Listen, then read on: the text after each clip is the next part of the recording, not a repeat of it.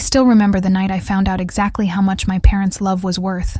$200,000. It was at my sister's wedding, the event of the year, according to everyone in town. Imported flowers, a glowing LED dance floor, a photographer flown in from New York. Mom wore a sky blue gown that shimmered like it had its own light. And Dad? He smiled in a way I hadn't seen in years. I stood there, holding a glass of champagne, trying not to choke on the nausea that had become a permanent part of me ever since my son's diagnosis. He was at the hospital with his father, fighting. 3 years old, tiny, fragile, covered in tubes. That night, between the toasts and the laughter, I realized something I can never unsee. My family wasn't built on love. It was built on appearances. When I found out how much the wedding had cost, something inside me snapped. $200,000, the exact same amount I had begged them for just weeks earlier, to pay for an experimental treatment that could have saved my baby's life. They told me they didn't have it, that things were tight, that it wouldn't be fair to put that kind of burden on them. But there they were, smiling under chandeliers worth more than my car, spending the exact amount they claimed they didn't have, on flowers and champagne. And what I felt wasn't rage. It was something deeper, something quieter, the kind of silence that reshapes you. Have you ever realized you can never love someone the same way again? It's like something inside you breaks. Not violently, just permanently. After that night, I stopped asking for help. I stopped waiting for their calls, and I started planning something I couldn't yet define. Not revenge exactly, more like balance, a way to make them feel the weight of what they chose. Their house had always been a shrine to appearances, glass cabinets, imported rugs, portraits of pride. But what they didn't know was this: what's built on neglect always collapses in silence. That night, before driving back to the hospital, I left something in my mother's car, a small envelope. Inside, a single photo. My son smiling, bald from chemo, a little bandage on his arm, his eyes full of light. On the back, I wrote, "You chose the party over life," and for the first time, the pain inside me turned into direction. Sometimes telling the story is the only way to move forward.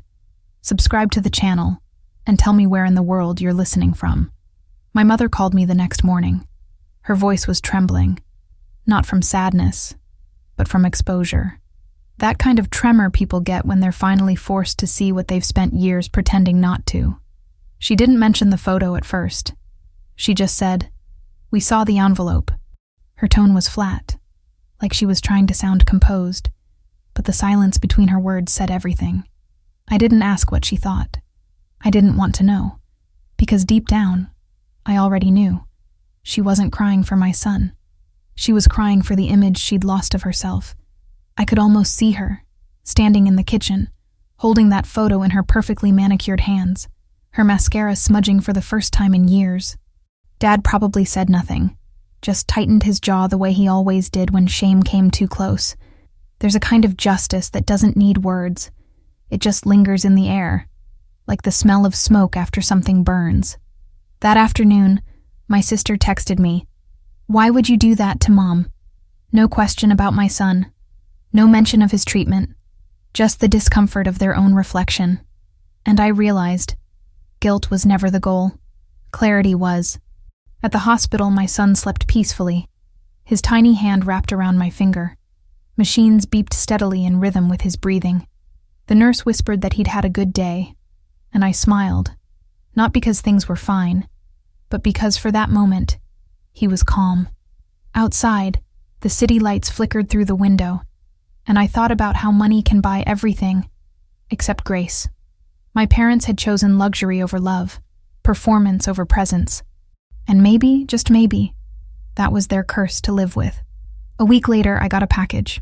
No note, just a check. $200,000. I stared at it for a long time. The number felt heavy, like an echo of every plea they'd ignored. But it was too late. The treatment window had closed. I didn't cash it. I tore it in half, then again, until the paper was nothing but dust between my fingers. Because money means nothing when time has already said no. That night, I drove to the ocean. Parked. Let the wind wrap around me like forgiveness I hadn't earned yet. I didn't cry. Not this time. I just whispered to the waves. He deserved more than this world could give him. And the sea, endless and indifferent, whispered back with its own rhythm, like it knew the shape of my grief. Sometimes the truth doesn't destroy you. It just shows you who was never really standing beside you. If you've ever learned that lesson the hard way, subscribe to the channel and tell me where you're listening from. The day we buried him, the world was too bright. The sky looked wrong, too blue, too open, like it didn't know a child had just left it. People came dressed in quiet colors, holding flowers they didn't know how to give.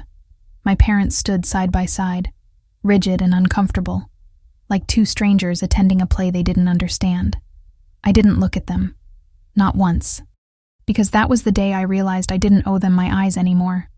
When the priest spoke about God's will, I wanted to scream, but grief has a way of silencing you, of pressing its hand over your mouth until you forget what your own voice sounds like.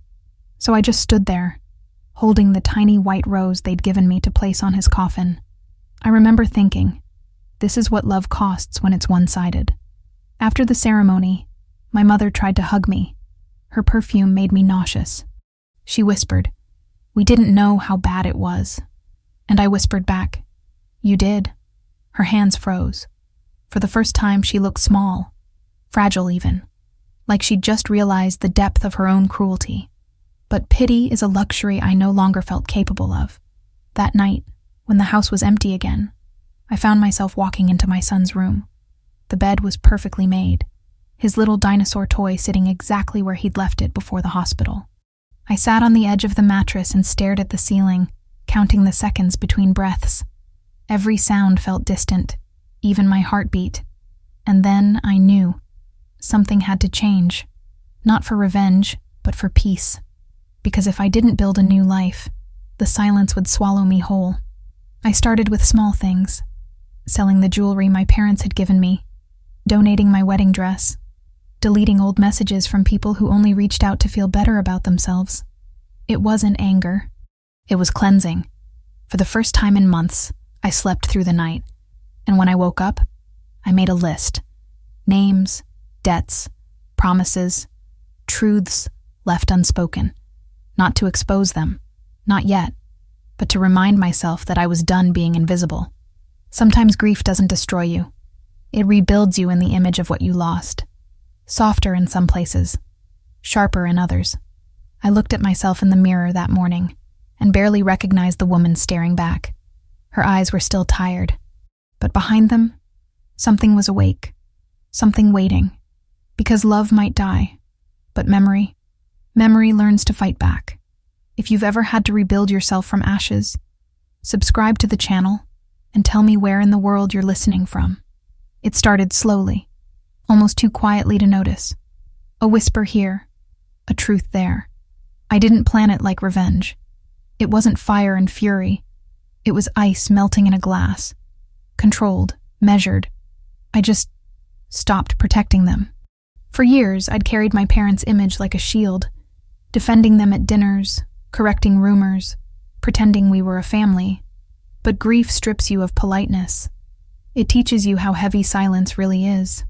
So one day, when someone at church asked how my son was doing, I told her the truth. I told her he'd died waiting for money my parents said they didn't have. The words hung in the air like smoke. She didn't know what to say.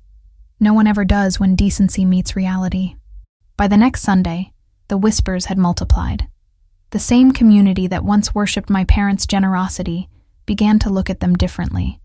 Just small shifts, tiny fractures, a hesitation in a greeting, a pause before a smile. That's how exposure works. It doesn't roar, it seeps. My sister called me one night, angry. "You're ruining them," she said. I almost laughed. Ruining them? They'd already done that themselves. I was just opening the curtains. I didn't deny it. I didn't even raise my voice. "I'm just telling the truth," I said. "Isn't that what you wanted in your perfect family speeches?" Silence. Then the call ended. The next morning, I found out that my parents had stopped attending church. My father's company had pulled out of a sponsorship. People had started connecting dots. The extravagant wedding, the hospital bills, the timing. I didn't need to spread rumors. The truth did that all by itself. There was a strange peace in it. Not joy, not satisfaction. Just justice breathing quietly in the background. Still, part of me wondered if I'd gone too far. Was I cruel? Or was I just finally being honest in a world that rewards hypocrisy? One night, I stood outside their house. The same house that used to glow with parties and laughter. The windows were dark now. The yard overgrown. I could hear the hum of the streetlight and nothing else. And for a moment, I almost felt sorry for them. Almost. Then I remembered the hospital room. The sound of the monitors slowing. The way his little hand loosened around mine. And the sympathy vanished. Truth isn't cruelty when it's earned. It's balance. I turned away from their house that night and walked home barefoot, feeling the cold ground beneath my feet. Grounding. Steady. Real. For the first time, I wasn't haunted by what they took. I was fueled by what I'd survived, because sometimes survival itself is the loudest revenge of all. If you've ever found peace in honesty, even when it cost you everything, subscribe to the channel and tell me where you're listening from. I left town 6 months later, packed everything that still felt like mine. A few clothes, a photo of my son, and the kind of silence that only follows you when you've told too much truth. The new city felt anonymous. That's what I wanted. No whispers, no pitying eyes, no one measuring my grief by what they'd heard. I got a small apartment near the water and started working at a bookstore. It smelled like paper and rain, a place where people came to forget, not to be seen. Every morning, I'd open the store early, make coffee, and sit by the window. Some days I'd almost forget the hospital beeps, the IV lines, the tiny shoes by the bed. Almost. Grief doesn't leave. It just changes shape. It becomes a rhythm, a quiet pulse under your skin reminding you who you used to be. One morning, the postman left a package at the door. No return address. Just my name, written in my father's handwriting. That perfect, sharp cursive he used to sign checks and birthday cards. For a moment, I couldn't breathe. My first instinct was to throw it away, but my hands wouldn't listen. Inside was a letter, and a USB drive. The letter began like every performance he'd ever given. We didn't know how to love you properly. I almost laughed, properly, as if love was something you could measure with etiquette. He wrote that after everything that happened, the whispers, the shame, the people turning away, he'd finally reflected. That word felt so small, so polished. It almost made me sick. But then, the tone shifted. He said he'd found something. The treatment I begged for, the one they said was impossible to afford, had actually been approved for a full grant by a foundation 2 months before my son died. The hospital had sent the paperwork to my parents' house because I'd listed them as financial guarantors. They never told me. They'd kept it quiet because, as he wrote, we didn't want to get our hopes up. My vision blurred. The words didn't make sense anymore. They could have saved him. He ended the letter by saying, I understand if you never forgive us, but please, watch the video. I plugged in the USB drive. My hands were shaking. The screen flickered and there they were, my parents, sitting side by side in their perfect living room, trying to hold composure, reading from a script they'd probably practiced. Apologies, excuses, regret rehearsed to look sincere. But somewhere between the lines, I saw something real. A crack in my father's voice, my mother's trembling lip. Still, it wasn't enough. Because when a child dies, enough stops existing. I closed the laptop and just sat there, staring out the window, the waves reflecting the morning light. And for the first time in a long time, I didn't cry. I just whispered, too late. Sometimes truth doesn't heal you. It just makes the wound visible again. If you've ever had to face an apology that came after the damage was done, subscribe to the channel and tell me where you're listening from. I didn't touch the laptop for 3 days. It sat on my kitchen table like a wound that refused to close.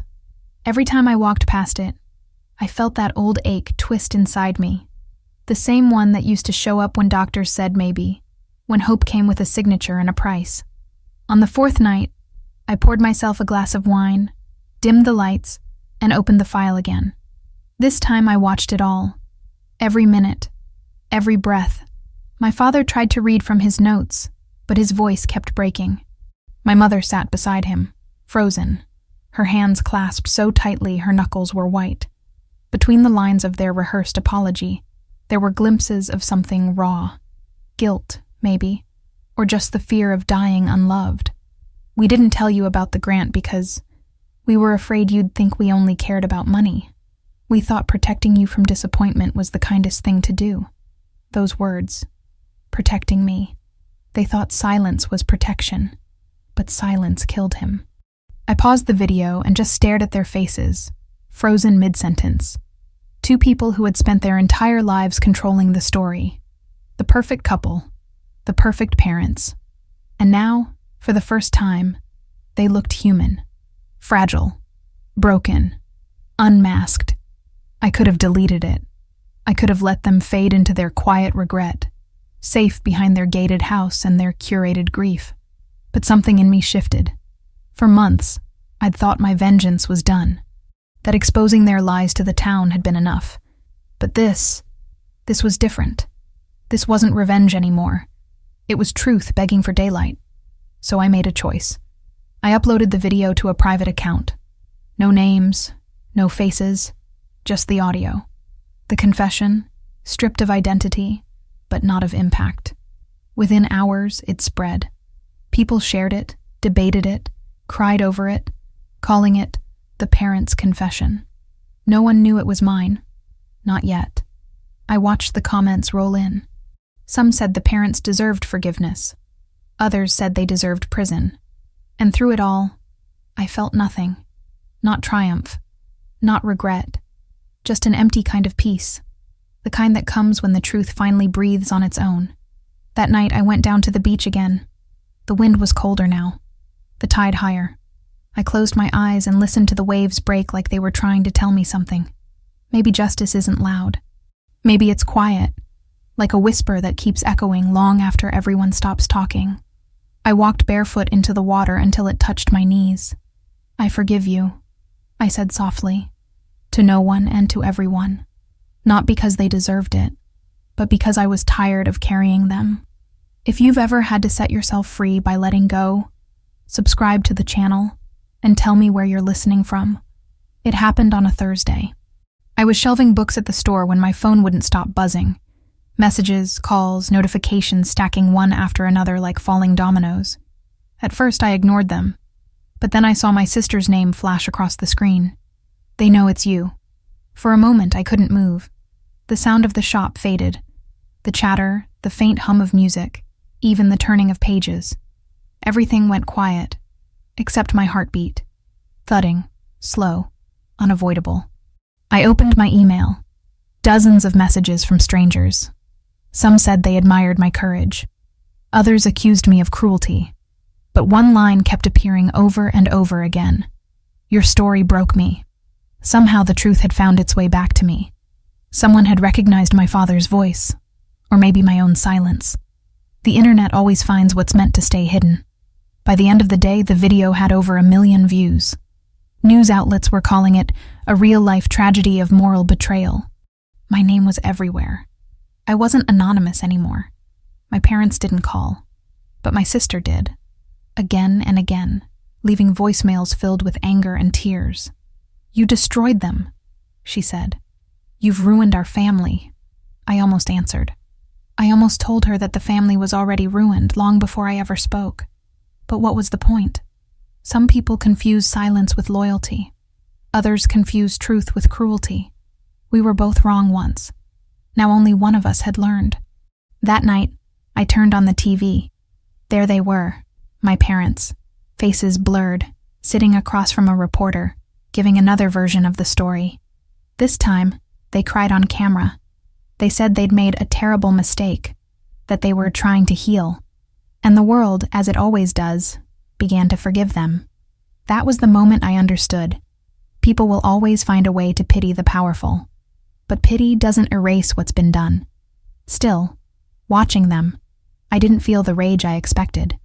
I just felt distance, as if their story and mine now lived in two separate universes. One polished, public, rehearsed, the other raw and painfully human. The next morning, someone left flowers outside the bookstore. No note, just white lilies, his favorite. And for the first time in a long time, I cried. Not from grief this time, but from release. The world finally knew the truth, and somehow, that made the silence between me and my son feel lighter, like he could rest now, like I could too. I closed the shop early that day, walked to the pier. The sun was setting low, staining the water gold. I whispered into the wind, "You're free now, baby. We both are. Because sometimes the story that destroys your family is the same one that finally saves you." If you've ever spoken a truth that cost you everything, subscribe to the channel and tell me where in the world you're listening from. The first message came 2 days after my name went public. A woman from Ohio wrote, "Your story gave me the courage to leave my parents' house. They did the same to me. They called it protection too." Then another, and another. By the end of the week, my inbox was overflowing. Not with hate, not with judgment, but with echoes of the same wound wearing different faces. People wrote about betrayals that had rotted in silence for years. Sons, daughters, wives, all of them whispering the same sentence. I thought I was alone. And maybe that's when I realized what I'd started wasn't destruction. It was revelation.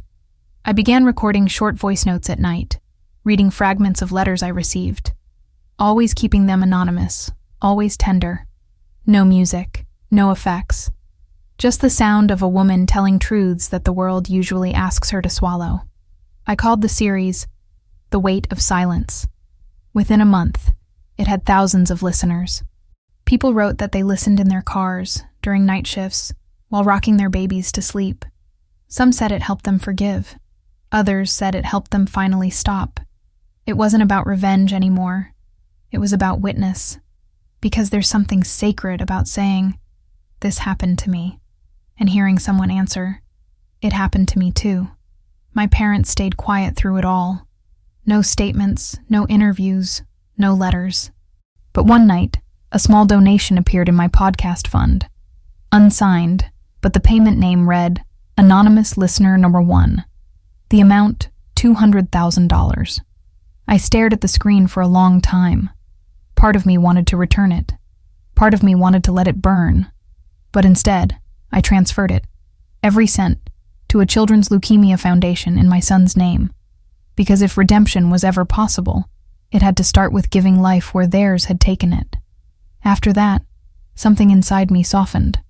Not forgiveness, not yet, but a loosening of the knot that had kept my chest tight for so long. I went to the beach again the next morning. It was early, the kind of dawn that paints everything in quiet gold. The waves were calm, the air tasted of salt and beginnings, and for the first time since the hospital, I said his name out loud. Not in pain, in love. Eli. The sound of it melted into the wind, gentle, endless. I didn't need to prove anything anymore. Not to them. Not to the world. My truth had already done what truth does best. It survived. Sometimes justice doesn't come from punishment. It comes from peace that no one can take away. If you've ever turned your pain into something that could heal someone else, subscribe to the channel and tell me where in the world you're listening from. The invitation came on a rainy Thursday morning. An email with the subject line, "We'd be honored if you shared your story." It was from a women's advocacy organization that hosted an annual conference in New York, a stage where survivors, activists, and quiet revolutionaries told their truths to the world. I read the message 3 times, my fingers trembling over the keyboard. Part of me wanted to say no, to stay hidden behind my microphone, my quiet anonymity, my safe little world of words. But another part, the one that had survived the funeral, the shame, the silence, whispered, "It's time." So I said yes. The weeks before the event blurred together. I tried to write my speech, but every draft felt wrong. Too polished, too distant, too clean. Grief isn't clean. Neither is truth.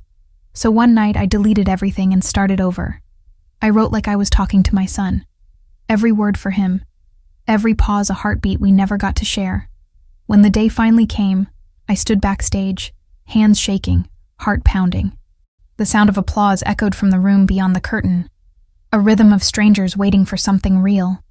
I looked down at the bracelet around my wrist, the one they gave us at the hospital, his name still engraved there. Then they called mine. The lights hit me like a wave, too bright, too alive. I could barely see the audience, just a blur of faces and phone screens and quiet anticipation. I took a breath. I once thought silence was safety, I began. But silence nearly killed us. The room stilled. Every word that followed felt like releasing a ghost, the kind that had lived inside my ribs for years. I told them about the wedding, the hospital, the photo in my mother's car. I told them about the grant, the letter, the video, the aftermath. And when I said, he could have lived, I heard the collective inhale, a sound of shared grief that filled every corner of the room. But then I said something I hadn't planned. Maybe it wasn't just about what they did. Maybe it was about what I allowed, the years I spent protecting people who wouldn't protect me back. A silence followed, the good kind, the kind that listens. When I finished, I didn't look for applause. I just closed my eyes and exhaled. The sound that rose wasn't clapping at first.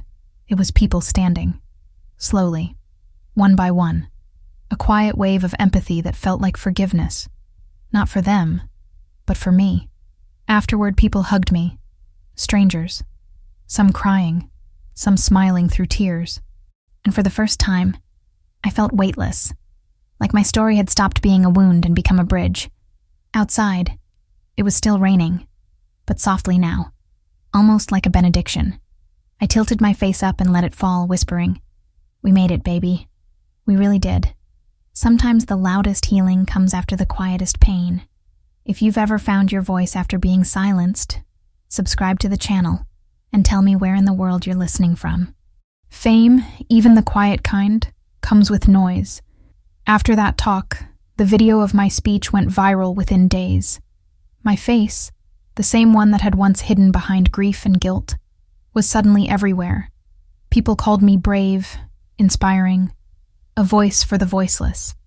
But with every headline came the shadow that follows light. Strangers dissecting my pain, questioning my motives, debating whether I'd gone too far. Comment sections became graveyards of empathy. People praising me in one breath and cursing me in the next. At first, I ignored it. But late at night, scrolling through endless words about myself, I realized how quickly the world turns real pain into entertainment. They didn't know my son's laugh, his smell after a bath, the way he whispered "mommy" right before falling asleep. They only knew the story, not the heartbeat behind it. And then came the call. It was late, almost midnight. My phone buzzed with an unknown number. Normally, I'd let it ring out, but something in me said answer. Hello? The silence on the other end was thick. Then, a voice I hadn't heard in almost 2 years. "Hi, sweetie." My mother. For a moment, I forgot how to breathe. Her voice was softer than I remembered. Fragile, like glass ready to break. "I saw your speech," she said. "You looked strong." I didn't answer. I didn't know how. "I know I don't deserve this call," she continued. "But I needed you to know something." She paused, the kind of pause where truth hesitates, unsure if it's welcome. "Your father's sick," she said. "Cancer, stage 4. My chest tightened. I wanted to feel something. Anger, sorrow, satisfaction. But instead there was just emptiness. She kept talking. "He's been asking for you.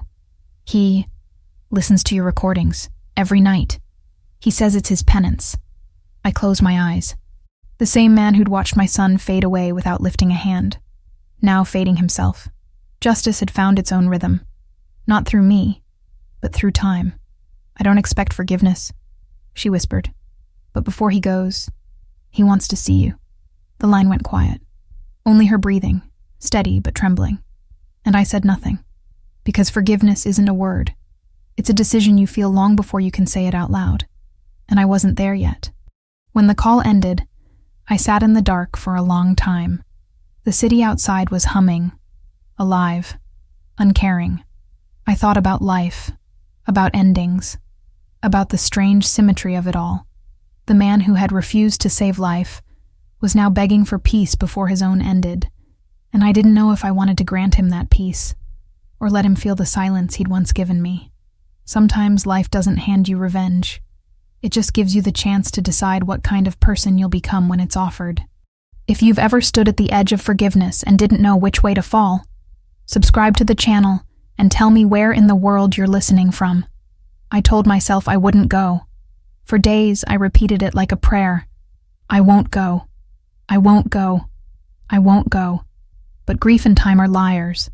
They bend our promises, soften our rage, whispered just one last time. So one Sunday morning, before the world had fully woken up, I drove, 4 hours down the same road I'd once taken to escape. Every mile felt heavier, like driving backward through memory. When I reached their house, I didn't knock right away. The garden was overgrown now. The air smelled like dust and regret. The same front door that used to gleam was chipped, faded, and behind it, my mother's silhouette. She looked smaller, her hair thinner, hands trembling as she opened the door. "Thank you for coming," she whispered. I didn't answer. I just walked past her, into the house that once echoed with laughter and lies. Everything was quieter now, the kind of silence that clings to walls after years of pretending. He was at the end of the hall, the same hallway where family photos still hung, smiling faces frozen in a time that never really existed. And there he was, lying in a hospital bed, an oxygen tube tracing his face like a question mark. For a long moment, I just stood there, looking at the man who taught me that love had conditions, the man who let my son die in the name of dignity. His eyes opened slowly. When he saw me, something inside him cracked. "Hi, kiddo," he said, his voice small, paper thin. I wanted to hate him. I wanted to turn around, leave, let him drown in his own silence. But instead, I pulled a chair closer. He reached for my hand, but I didn't move. "You came," he whispered. I nodded. I came to listen, not to forgive. He smiled weakly, eyes glistening. "That's fair." For a while, we said nothing. The machine beside him beeped steadily, like time itself keeping score. Finally, he said, "I think about him every night, about what I didn't do." His voice cracked again. "There's not a day I don't wish I'd traded places." I swallowed hard. "You could have done more." He nodded. "I know. And then, you were always stronger than both of us." I wanted those words to feel like peace, but they didn't. They felt like late apologies, too light to carry all that weight. He coughed, the sound deep, final. "I don't expect you to stay," he said. "But will you tell me about him? Just once?" For a moment, I almost said no. But then I remembered Eli's laugh, his tiny hand, the way he'd say, "Again, Mommy," when I'd spin him around. And I did. I told my father about his grandson, about the love he'd missed, the light he'd ignored, the life he'd let slip away. His breathing slowed, his eyes wet. When I finished, he said, barely audible, "Thank you." And for the first time, I realized this wasn't about forgiveness. It was about witness. He needed to hear the story, and I needed to say it out loud. If you've ever faced the ghost of someone who once broke you, subscribe to the channel and tell me where in the world you're listening from. The nurse told me he didn't have long. Hours, maybe a day. I should have felt something when she said it. Grief, relief, closure. But there was only stillness. A strange, hollow calm, like the pause between thunder and rain. I stayed, not out of love, but out of duty to the story. Because no one deserves to die without being seen, even those who refused to see you when it mattered. He drifted in and out of sleep, the hiss of the oxygen machine filling the room like a metronome for regret. I watched his chest rise and fall, every breath a negotiation between body and time. My mother sat in the corner, her rosary trembling in her hands. Every few minutes she'd whisper a prayer, her voice thin and desperate. And for the first time, I didn't feel anger toward her. I saw her as she really was. Not a monster, just a woman shaped by fear and pride, and the terrible need to look good in a world that rewards pretending. At one point, he woke again and turned his head toward me. "Are you still angry?" he asked. I thought about lying, but the truth has always been my language. "Yes," I said softly, "but it's different now. It doesn't burn anymore." He nodded, his eyes wet. "That's enough," he whispered. "That's more mercy than I deserve." A tear rolled down his cheek, and for the first time in years, I didn't look away, because maybe forgiveness isn't about setting someone free. Maybe it's about freeing yourself from the version of you that needed to hate them. The room smelled of medicine and memory. The light from the window fell across his face, turning his skin almost translucent. He took another breath, shallow, uneven, then whispered something so faint I barely caught it. "Tell him I'm sorry." And then he exhaled. Long, slow, final. My mother's prayer broke into sobs. I didn't cry, not at first. I just sat there, listening to the silence that followed, realizing that it sounded almost peaceful, like the end of a long, cruel song. I stood, walked to the window and opened it. The air rushed in, cool and fresh. Outside, the wind carried the scent of rain. I closed my eyes and whispered, "He knows." Because I believed somehow that Eli had already forgiven him, that children understand mercy better than we ever could. When I left the room, the nurse stopped me in the hallway. "I think he waited for you," she said. I nodded, unsure if that was comfort or punishment. Outside, the sky was gray and endless, and for the first time since that wedding years ago, I felt lighter. Not healed, never healed, but lighter. Sometimes closure doesn't come from justice. It comes from staying long enough to see how time delivers it for you. If you've ever found peace in simply being the last one standing, subscribe to the channel and tell me where in the world you're listening from. The house was quieter after the funeral than I ever remembered it. No more machines, no whispered prayers, just the faint ticking of the clock in the hallway. That same clock that used to count down dinners, arguments, celebrations. Now it was just keeping time for ghosts. I stayed for 3 days, not because I wanted to, but because my mother couldn't bring herself to be alone. She moved through the house like a shadow, slow, deliberate, careful not to disturb the air, as if even grief had rules. We didn't talk much. Words felt useless, like trying to build bridges with broken wood, but there were small gestures, her leaving tea outside my door, me fixing the leaky faucet in the kitchen. Silent exchanges that meant more than any apology could. On the second night, I found her in my father's study, sitting in his chair, holding one of my son's old photos. She looked up at me, eyes swollen and red. "I found this in his drawer," she said softly. He kept it with his wallet. I took the picture. Eli was smiling, holding a paper airplane I'd made for him. For a moment, the world blurred. He never stopped looking at it, she continued. He said it reminded him of what truth costs. Her words hit me like a wave, not because they changed anything, but because they meant he finally understood. Too late, yes, but understood nonetheless. That night, I went through his desk. There were receipts, unpaid bills, a few letters, but at the bottom drawer, hidden under an old ledger, I found something that made me freeze. A folder labeled Eli's Fund. Inside were bank statements, donation receipts, and handwritten notes. He'd been quietly donating money to children's hospitals, leukemia research, even sponsoring treatments for families like mine. Hundreds of thousands of dollars, all anonymous. I didn't cry. I just sat there, tracing the ink with my fingers. Guilt had turned him into what love couldn't, and maybe that was his way of trying to meet me halfway across the years we'd lost. When I showed the papers to my mother, she broke down completely.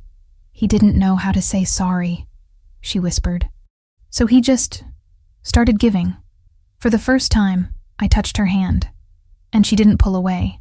We sat there in silence, two women bound by the same man's mistakes, both trying to rewrite the ending he'd left behind. The next morning, I packed my bags. Before leaving, I stood in the doorway and looked back at her, frail but somehow lighter, like she'd finally stopped pretending.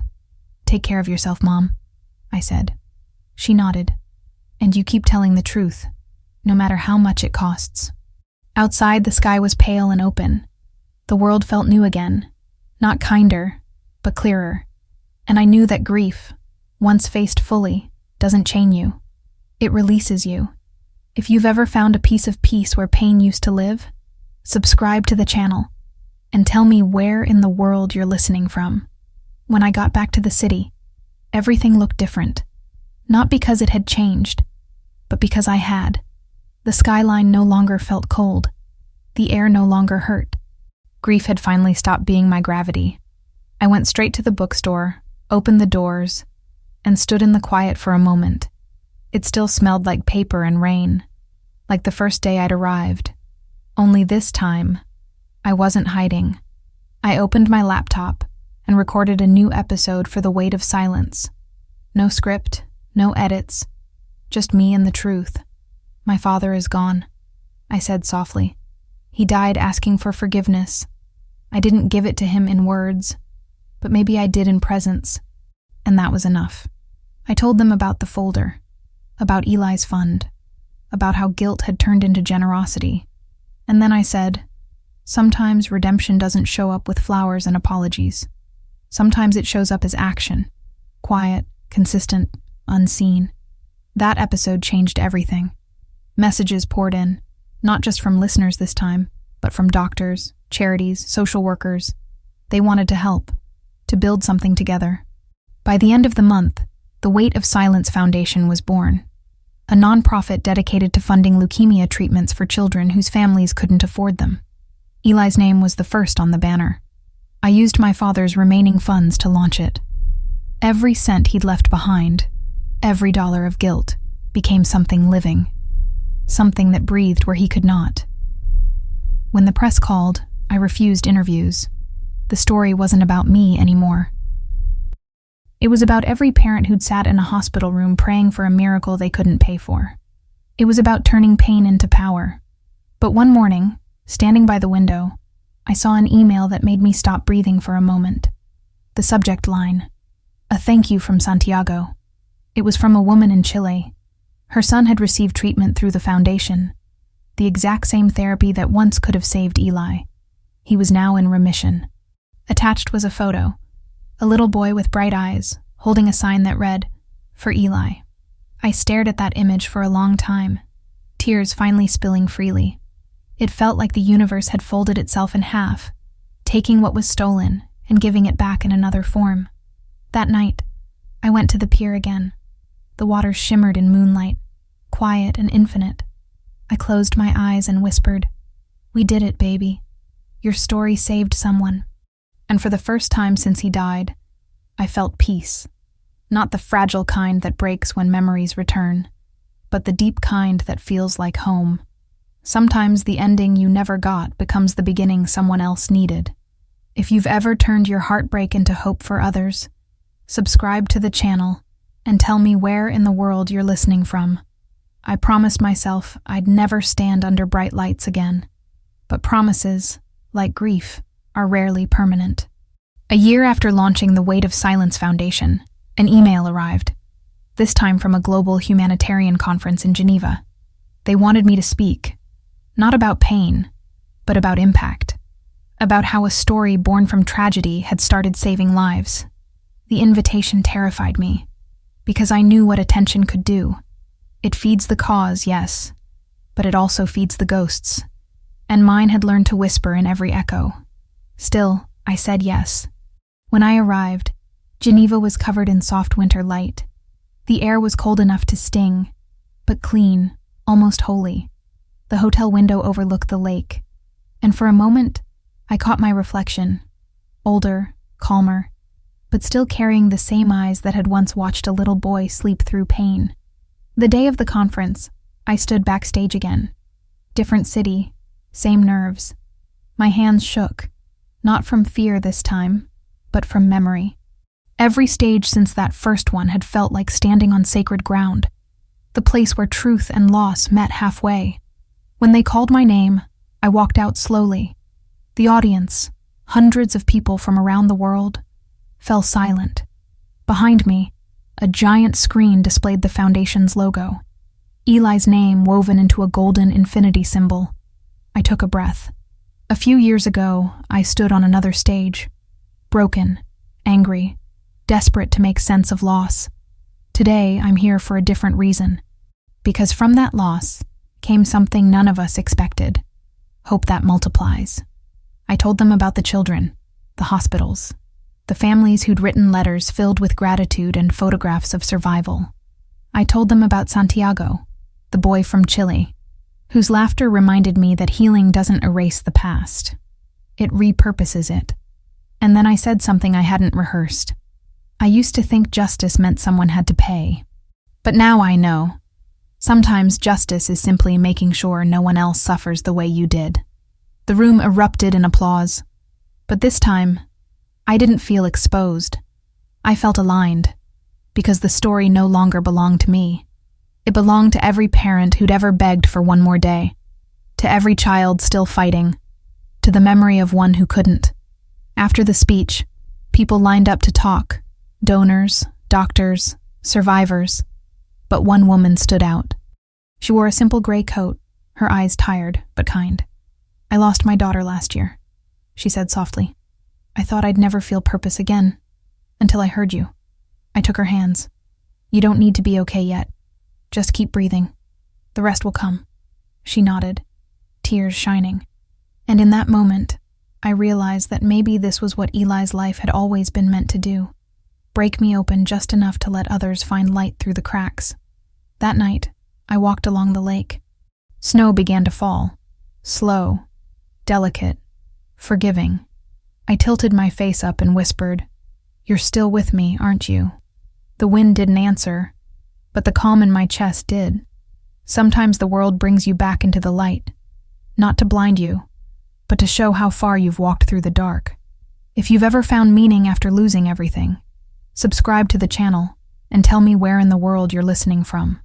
When I came back from Geneva, the apartment felt different. Not emptier, just quieter, as if even the walls had been listening to what I'd said on that stage. I set my suitcase down, kicked off my shoes, and let myself breathe. For the first time in years, I didn't feel chased. There was a stack of mail on the table, mostly bills, a few donation letters, and one envelope. Cream-colored, my mother's handwriting on the front. I stared at it for a long time before opening it. Inside was a letter, folded twice, neat and deliberate, the kind of neatness that hides trembling hands, and a small silver chain, a locket. I opened it. Inside was a picture of Eli on one side, and on the other, my father, both smiling. The sight of them together hit me so hard I had to sit down. Her letter began simply, "He wanted you to have this. He asked me to send it when I thought you were ready." My throat tightened. "After you left," she wrote, "I found a notebook in his nightstand. He called it the Promise Book. He wrote in it every day, not about his illness, but about the children he hoped would live because Eli didn't. He said his only prayer was that someday you'd see that his silence wasn't cruelty. It was cowardice, and he carried it like a stone until the end." I read those lines over and over again. Cowardice, not cruelty. And maybe that was the truest thing she had ever written. At the bottom of the page, she'd added one last note. "I've started volunteering at the foundation. I thought you might let me help. Maybe that's how I keep him alive, the best parts of him, not the worst." For the first time in a long time, I smiled while crying. Not because it made everything okay, but because it made everything real. Redemption wasn't a miracle. It was a series of small choices made after too much damage. That night, I went to my window, opened it, and let the city noise fill the room.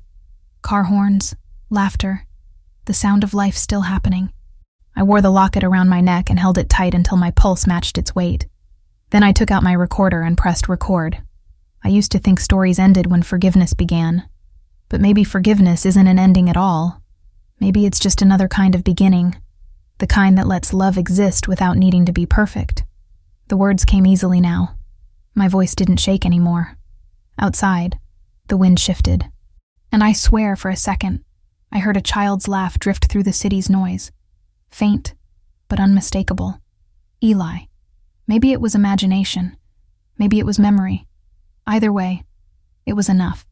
I closed the window and whispered, "We're all okay now, baby." Sometimes closure isn't a door that shuts. It's a window you finally open and let the world come back in. If you've ever found forgiveness where there once was only pain, subscribe to the channel and tell me where in the world you're listening from. She arrived one morning just as the sun spilled across the front steps of the foundation office. My mother, small, quiet, clutching a folder to her chest like a shield. For a moment I didn't know what to say, so I just opened the door and let her in. The volunteers were already busy, sorting donations, answering calls, printing thank you letters for the latest round of sponsors. The air smelled like coffee and purpose. She looked around, eyes wide, taking in the rows of photos on the wall. All the children the weight of silence had helped. Tiny faces, bright eyes, lives still in motion. "This is beautiful," she whispered. Her voice cracked on the last word. I nodded. "It's his legacy." She turned to me. "And yours." It was the first time she'd said that. Yours. Not his daughter's. Not the girl who ruined everything. But mine. We spent the morning sorting paperwork. At first it was awkward. Two people trying to pretend history wasn't sitting between them. But slowly, something shifted. She stopped walking on eggshells. I stopped expecting betrayal. And what was left between us was quiet. Honest. At lunch, she told me about her days volunteering at the children's wing in the local hospital. "How do you do it?" I asked. She smiled faintly. "Because every time I hold a child's hand, I feel like I'm holding his. Eli. Even now, his name hung between us like sunlight that refused to fade. I realized then that grief had turned us into mirrors, both reflecting the same loss, but from opposite sides of love and regret. In the weeks that followed, we worked side by side. She handled correspondence with families. I focused on expanding the foundation's reach. Every so often, she'd bring homemade cookies for the staff, and I'd catch her laughing, genuinely laughing, with one of the interns. It was strange and healing at the same time, watching her find warmth again. One afternoon, I found her alone in the break room, staring at a photo pinned to the bulletin board. A group of children from a clinic in Brazil, all wearing bracelets engraved with the word Eli. She looked at me, eyes glistening. "Do you think he knows?" I didn't hesitate. He knows.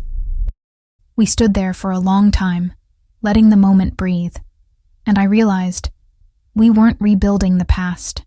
We were building something new from the pieces that had survived it. That night, after everyone left, I sat at my desk and opened a notebook. Across the first page, I wrote, "Love doesn't die with the people who failed to give it. It learns new shapes. Sometimes healing doesn't mean going back. It means building forward, together, slower this time, but steadier." If you've ever had to rebuild trust with someone who once broke you, subscribe to the channel and tell me where in the world you're listening from. The first time we went back to the hospital together, the air felt heavier than I remembered. Hospitals always smell the same: antiseptic, fear, hope. That strange mixture of endings and beginnings. My mother walked beside me, her hands trembling, clutching a small bag filled with gifts for the children. Soft toys, books, little handmade blankets she'd sewn herself. I watched her, wondering how she managed to walk through the same doors that once closed on everything we loved. But she did, and so did I. The nurse at reception recognized me. Her eyes widened, then softened. "You're Eli's mom," she said quietly. I nodded. She smiled, the kind of smile that carries both recognition and respect. "Your foundation's helped so many here. You should see what you've done." She led us down the hall, the same hall where I'd once carried my son in my arms, his head on my shoulder, whispering songs to keep him brave. Every step was a flashback. The beep of monitors, the hum of the vending machine, the faint echo of crying from another room. And yet somehow, the air felt lighter now. Not haunted, honored. We stopped at a room near the end of the corridor. Inside was a little girl named Maya, 4 years old, bald from chemo but grinning like the sun refused to give up on her. She was drawing on her bedsheet with washable markers. Little stars, hearts, clouds. "This is my mom," I told her. She made those blankets. Maya looked up, beaming. "They're soft, like clouds that don't fly away." My mother laughed, a real, unguarded laugh I hadn't heard in years. She knelt beside the bed, helped Maya finish her drawing, and for a moment, I saw something sacred happen. Grief and grace holding hands. When we left the room, my mother stopped in the hallway. Her eyes filled, but her voice stayed steady. "This place doesn't scare me anymore," she said. "It feels like he's still here, in every child we help." I nodded, swallowing the ache in my throat, because she was right. Eli wasn't gone. He'd just multiplied. That evening, before leaving, we donated a new infusion chair for the pediatric wing, engraved with his name and a simple line, "For every child who fights, and every parent who learns how to love again." The nurse touched the plaque with her fingers and whispered, "He'd be proud of you." Outside, as the sunset bled into gold, my mother took my hand. "Do you think I can help more? Maybe come every week?"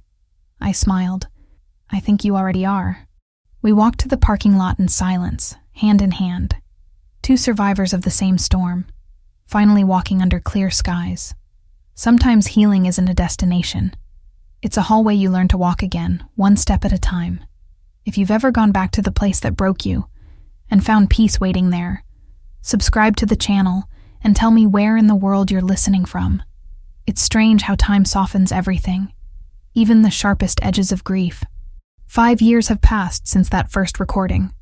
5 years since I whispered into a microphone, not knowing anyone would listen. Now, when I walk into the Foundation's office, it's alive with movement. Volunteers laughing, phones ringing, walls covered in photos of children, survivors, fighters, angels still remembered. Eli's face among them, smiling forever at the center. We've expanded to 12 countries, hundreds of families funded.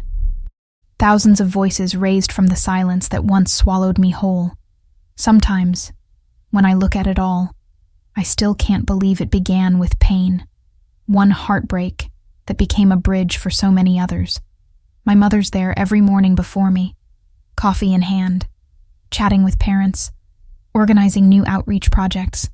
She's found her rhythm again, softer now, grounded. And every time I watch her talk to a mother in tears, I realize she's making amends in the only way that matters, by showing up. The world calls me the woman who turned grief into grace. But the truth is simpler. I didn't heal. I adapted. I let love take a new shape. Some nights, I still wake up reaching for him, half asleep, half dreaming, hearing the echo of his laugh in the dark. But instead of crying, I smile.